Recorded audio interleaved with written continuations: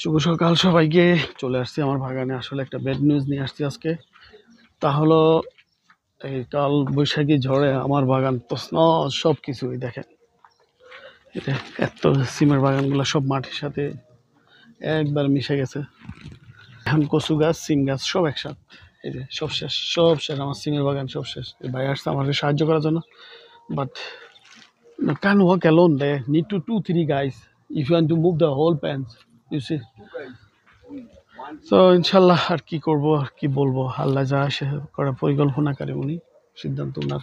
But আলহামদুলিল্লাহ আমি ক্ষতিগ্রস্ত হলো, আলহামদুলিল্লাহ, কারণ আরো বেশি ক্ষতি হতো। এই সমস্ত গাছগুলা তুলে গেছে একবার মূল সহকারে, একের সব শেষ একবার। No no no bro, leave leave that. আচ্ছা ভালো থাকবেন, আল্লাহ হাফেজ।